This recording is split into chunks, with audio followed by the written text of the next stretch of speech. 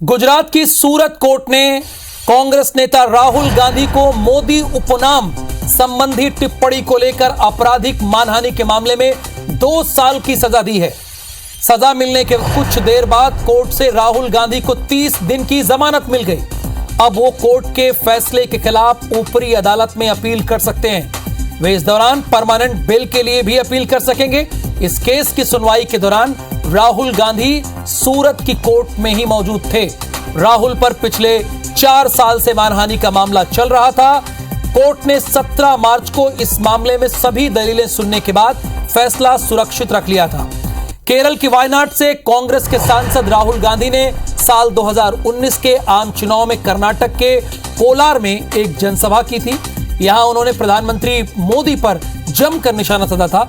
इस दौरान उन्होंने मोदी सरनेम को लेकर विवादित टिप्पणी की थी। वो टिप्पणी आपको बताने की जरूरत नहीं, आप भली बात जानते हैं कि उन्होंने मोदी सरनेम पर क्या टिप्पणी की थी। और जितने मोदी हैं उन सब ने एक एक करके केस करना शुरू कर दिया है।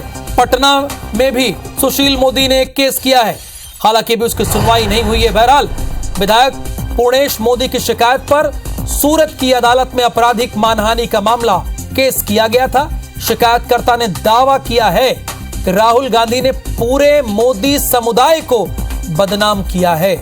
यह दावा किया गया है। पूर्णेश मोदी ने मानहानि का दावा किया था और इन्हीं के दावे पर राहुल गांधी को 2 साल की सजा सुनाई गई है, जिस पर वो बेल पर है।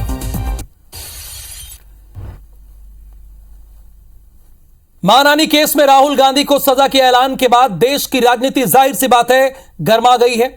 जगह जगह कांग्रेस सड़क पर उतरकर प्रदर्शन करने लगी है और बीजेपी पर राहुल गांधी को परेशान करने और फंसाने का आरोप लगा है। ध्यान दीजिएगा, ये सेशन कोर्ट का फैसला है। कांग्रेस के साथ तमाम विपक्षी पार्टियां भी राहुल के समर्थन में नजर आई हैं, तो वहीं बीजेपी ने राहुल गांधी को देश के लिए खतरनाक बताया है और कहा है कि जैसा बोगे वैसा ही काटोगे। लेकिन मल्लिकार्जुन खड़गे ने भी एक बयान दिया है। उन्होंने कहा है कि जब बार बार जज बदले जा रहे थे तभी शक हो गया था। फिलहाल क्या कहना है नेताओं का, आपको वो सीधे सुनाते हैं। पहले से ये लोग जज को बदलते गए, ये सारी चीजें करते गए, हमको तो अंदाजा लग रहा था। लेकिन हम कानून में विश्वास रखने वाले हैं, जुडिशरी में विश्वास रखने वाले हैं और कानून के तहत ही हम लड़ेंगे। और इस सरकार की विफलताओं को आगे ला रहे हैं, इसलिए उनको लक्ष्य बना करके, टारगेट बना करके उन्हें प्रताड़ित करने की कोशिश हो रही है। और उसके खिलाफ कांग्रेस जन और सारी लोकतांत्रिक शक्तियां आक्रोशित हैं। और हमारा निर्णय है कि यदि राहुल जेल में तो हम भी जेल में। अलग अलग मुकदमों के अंदर विपक्ष के नेताओं को अलग अलग राज्यों में फंसाया जा रहा है। एक एक मामले के अंदर दर्जनों FIR अलग अलग राज्यों में कराकर विपक्ष के नेताओं को ये बताया जा रहा है कि अगर आप सरकार से सवाल करेंगे तो आपकी जुबान हम बंद करा देंगे। देखिए, एक अंग्रेजी की कहावत है, as you sow so shall you reap, यानी जैसा बीज बोगे वैसा ही पौधा निकलेगा। मनमोहन सिंह जी और शरद यादव जी वगैरह, इन्होंने मिलकर ये कानून में अमेंडमेंट लाए थे कि 2 साल नहीं बल्कि 5 साल की अगर सज़ा हो तब पार्लियामेंट से जो मेंबरशिप है वो सस्पेंड होनी चाहिए, तब जानी चाहिए। और इन्हीं ने उस बिल को फाड़ा था पब्लिक में, आप सबके बीच में। तो आज मुझे तो वही दिन याद आ रहा है। राहुल गांधी जो भी बोलते हैं वो आजकल ऐसा हो गया कि उससे सिर्फ नुकसान ही होता है। उनका पार्टी के लिए नुकसान होता ही होता है, लेकिन सबके लिए, देश के लिए भी अच्छा नहीं है। अब जब अनगाइडेड फूकी मिसाइल की फ्रस्ट्रेटेड फाइल होंगे तो इसी तरह का हश्र होगा, इनका एक्सपोजर भी होगा और उसमें जो है वो जो कानून है अपना काम भी करेगा। दिक्कत यह है कि आज तो पूरी दुनिया तो आर्थिक मंदी से जूझ रही है और ये अपने दिमागी तंगी से जूझ रहे हैं। मैंने भी पटना के अंदर मुकदमा दर्ज कर रखा है। एक बार राहुल गांधी को वहां आना पड़ा, आगे फिर अगले महीने फिर उसकी डेट है।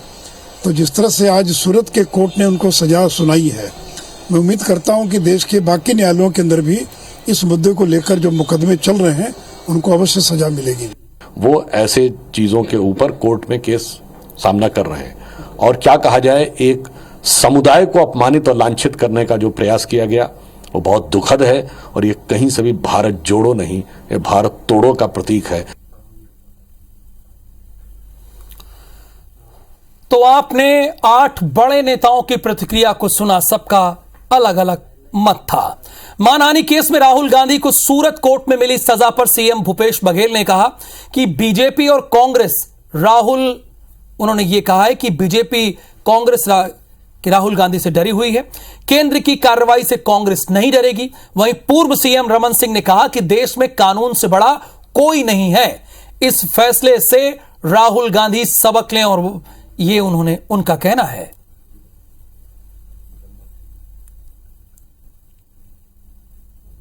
भारतीय जनता पार्टी भयभीत है तो कांग्रेस पार्टी से, और डरी हुई है तो राहुल जी जिस प्रकार से पद यात्रा कर रहे हैं, जिस प्रकार से बेबाकी से बयान देते हैं और भारतीय जनता पार्टी के भ्रष्टाचार को उजागर कर रहे हैं उस सरकार के, तो उससे वो विचलित है। जो बड़बोलेपन बार बार दिखाते रहे हैं, हर जगह प्रधानमंत्री के लिए हल्के कमेंट करते रहे हैं, तो ये राहुल गांधी जी के उस वक्तव्य का जिसमें मोदी जी के लिए भद्दा कमेंट किया था, आज न्यायालय ने फैसला दे दिया है।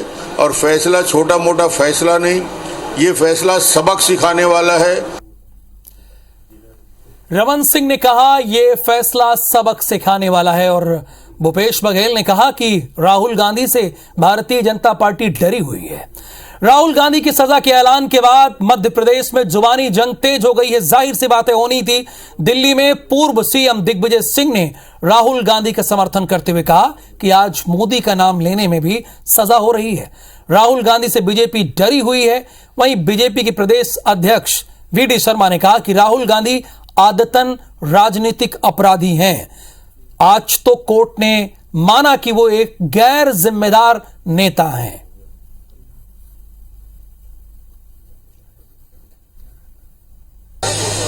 अब तो मोदी जी का नाम लेने से मानहानि हो जाती है। ये भी बड़ी चिंताजनक विषय है कि ऐसे हालात क्यों पैदा कर दिए कि किसी भी मोदी का नाम ले लो तो उसमें मानहानि हो जाती है। बेल भी मिल गई है इनको, लेकिन आगे की क्या रणनीति क्या होगी, क्योंकि ये तो चैलेंज किया जाएगा। दुनिया के देशों में जाकर के भारत बदनाम कैसे हो सकता है, कैसे भारत का अपमान किया जा सकता है, ये लगातार राहुल गांधी इस देश के अंदर करने का प्रयास कर रहे हैं। इस देश में राजनीतिक आदतन अपराधी के रूप में आज मुहर लगी है कि राहुल गांधी गैर जिम्मेदाराना व्यक्ति हैं इस भारत के।